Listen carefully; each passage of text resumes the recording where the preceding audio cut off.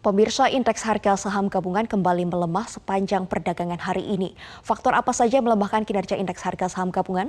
Kita akan bergabung dengan Jessica Wulandari langsung dari Studio Bursa Efek Indonesia. Jessica, indeks harga saham gabungan hari ini kembali melemah dan kalau kita lihat dari awal Desember 2022 sampai hari ini terus melemah dan satu pekan terakhir indeks sudah turun 3%. Faktor apa yang menyebabkan pelemahan ini dan kira-kira kapan indeks bisa berpotensi rebound, Jessica? Mercy dan pemirsa, untuk potensi rebound untuk indeks harga saham gabungan memang belum terlihat. Bahkan analis menyampaikan untuk pekan ini dan ke depannya kemungkinan indeks harga saham gabungan akan mencapai 6.500. Untuk perdagangan hari ini IHSG saja tadi sempat turun 1,87% dan titik terendahnya tadi di level 6.683. Namun pada penutupan hari ini penurunannya 0,2% di level 6.804 dengan trading value atau nilai transaksi berada di kisaran 14,1 triliun. Mercy dan pemirsa, kalau kita melihat secara sektoral memang seluruh sektor bergerak melemah dan memang ada beberapa sentimen yang mempengaruhi. Yang pertama, kalau hari ini disebabkan harga batu bara yang turunnya 0,93% di level $405 per tonnya. Ini menyebabkan beberapa saham LQ45 yang berbasis batu bara ini pun ikut turun. Yang pertama ada Adaro turunnya 2,9%, Bumi turun 1,75% dan juga Bayan yang turun 2,96%.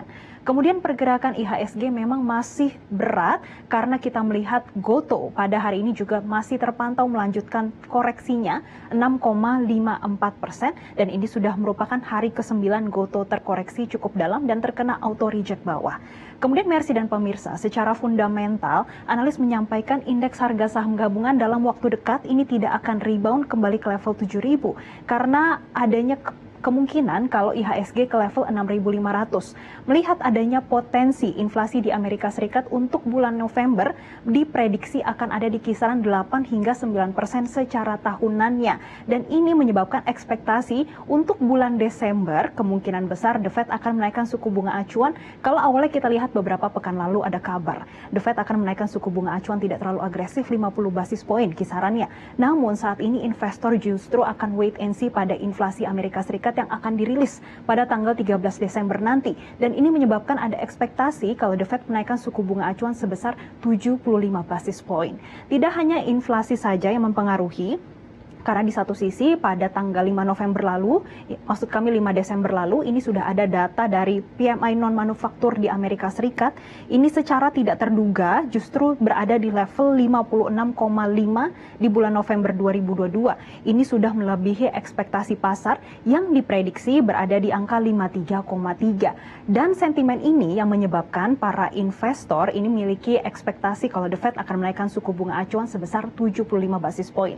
Namun Mercy, memang kita akan terus menunggu pada tanggal 13 Desember nanti. Karena tanggal 13 Desember ini akan menjadi gong dan juga menjadi petunjuk bagi investor. Apakah indeks harga saham gabungan bisa rebound atau justru akan terus terkoreksi.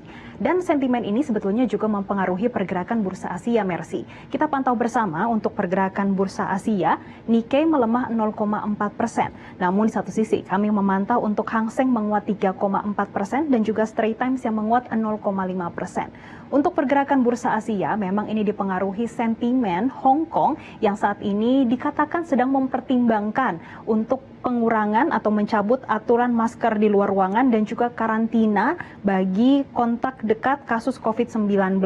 Dan ini menyebabkan pergerakan bursa di regional ada yang berhasil menguat, Mercy. Dan untuk pergerakan IHSG besok diprediksi akan ada di rentang 6.750 hingga 6.800. Mercy.